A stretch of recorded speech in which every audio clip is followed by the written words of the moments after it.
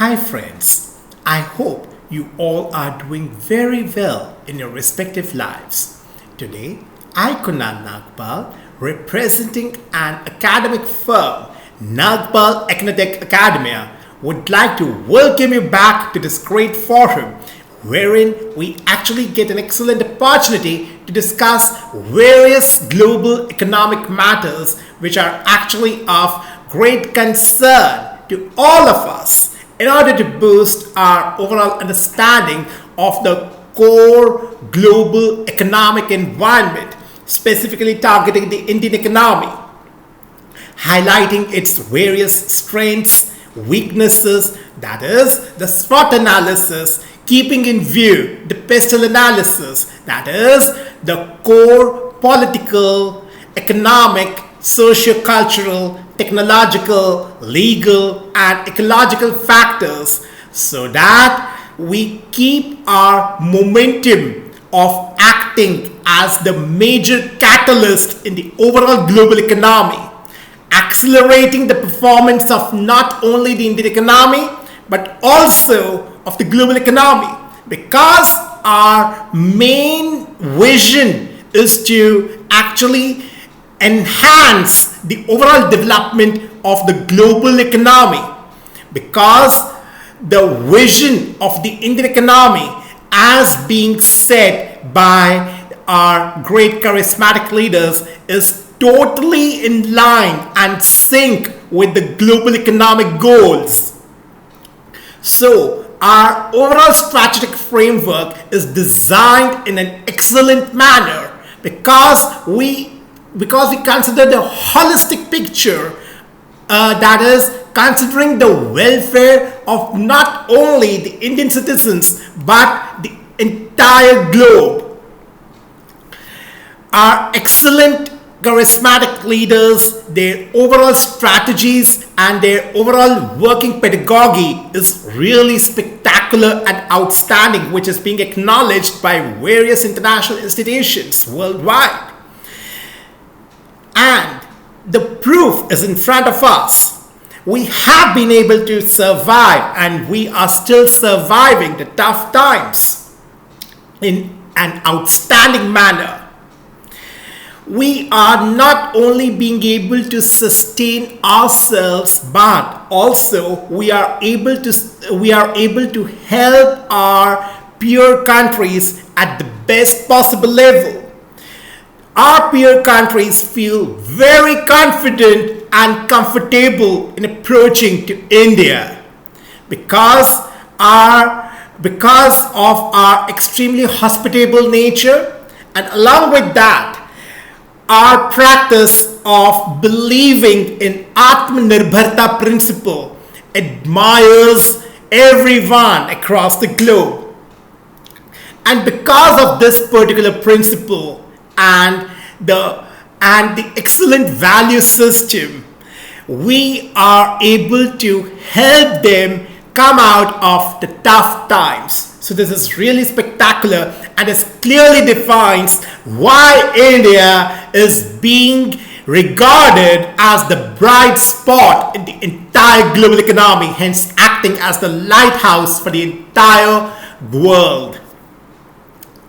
And my dear friends, in today's discussion, we are actually going to focus on the performance of our core financial sector.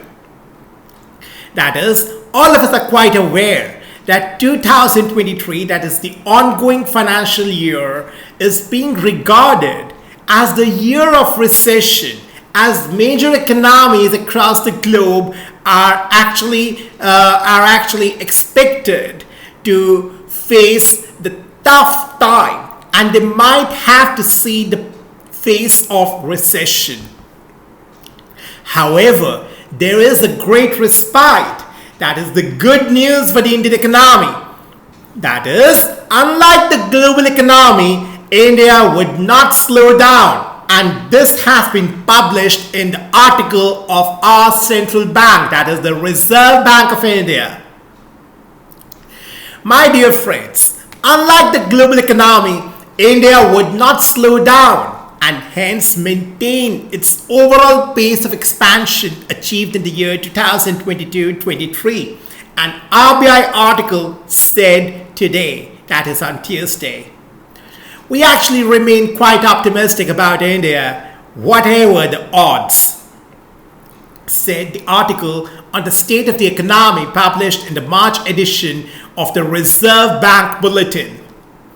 The NSO's, that is the National Statistical Office, end February data release basically indicates that the Indian economy is intrinsically better positioned than many parts of the world in order to head into a challenging year ahead, mainly because of its demonstrated resilience and its reliance on domestic drivers, it said. So even as the global growth is actually set to slow down, or even enter a recession in the year 2023 as the global financial markets waver, India has emerged from the pandemic years stronger than initially thought, with a steady gathering of momentum since the second quarter of the current financial year, it said. And my dear friends, as per the article, the year-on-year growth rates actually do not reflect this pickup of pace because by the construction, they are saddled with the statistical base effects and instead suggest a sequential slowing down through the successive quarters of 2022-23 to an unsuspecting reader. The article has actually been authored by a team led by the Reserve Bank of India Deputy Governor Mr. Michael Debabatra. The authors further said that India's real gross domestic product, that is India's real GDP, can actually go up from 159.7 lakh crore rupees in 2022-23 to 170.9 lakh crore rupees against the current projection of 169.7 lakh crore rupees in 2023-24. So this is actually simple arithmetic, hardly a hooray at halftime. Also, unlike the global economy, India would not slow down. It would maintain the pace of expansion achieved in 2022-23. And we remain quite optimistic about India, whatever the odds are, the article said. And the currently available forecasts of India's real GDP growth for the year 2023-24, including those of the Reserve Bank of India, settle between 6 and 6.5%. I repeat, the currently available forecasts of India's real GDP growth for the year 2023-24, including those of the Reserve Bank of India, actually settle between 6 and 6.5%. The central bank, that is the RBI, said that the views expressed in the article are actually those of the authors and do not represent the views of the Reserve Bank of India. So, my dear friends, in this great article, we have been able to explore the spectacular performance by the Indian economy. This is really great. As being revealed by the statistical figures, it's really a great respite. It gives us a sigh of relief that we are so self-sufficient. The excellent strategies being formulated and implemented by our leaders are completely in sync with the global economic situation. That is, they are in sync to actually meet the major requirements of improving the entire global economy. Yes, please mind my words.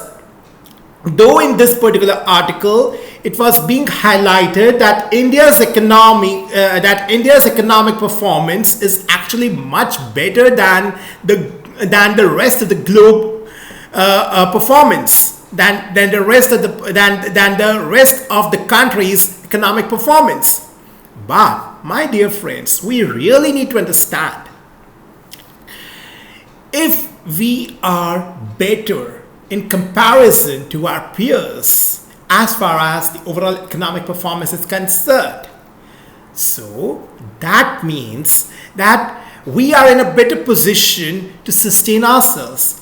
And if we are able to sustain ourselves, then only we can lend a helping hand to our peers.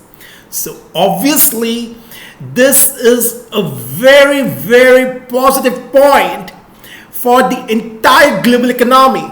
And that's why it is being said that India is the bright spot for the entire globe. It is acting as the lighthouse for the entire globe. There is actually no competition going on. That is, who is performing better? Which country is actually more self-sufficient? It's actually a feeling of global family. That is, if I am better, if I am able to manage my overall performance in a much better manner, then I would be able to help you, provide a helping hand to you with full cooperation. This is really excellent. And as I have stated, our recent times are very good examples that how India helped its peer countries to actually come back from their tough times, where they were actually going through the major paralytic situation, that is the policy paralysis, the forex crunch. So this is really a great moment of pride. And we really need to encourage our leaders, inspire them. And that can only be done if we do not engage ourselves in the unnecessary gossips being done within the borders. As all of us are quite aware that there are various characters, there are various institutions, various entities in our system who are trying to degrade the position. They are trying to degrade the overall reputation of our current government. This is actually not good. And if we, the responsible citizens of our motherland, if we support such things, we are actually trying to regress our overall performance. That would actually discourage our leaders, and that's not our moral responsibility. Our moral responsibility is to stand with the good, is to stand for the good cause, is to actually support our leaders in their noble endeavors. So, dear guys, I hope you must have got my message, and that's all for today. And I hope you all take excellent care of yourselves until we meet next. Thank you so much. Namaskar. Jai Hind.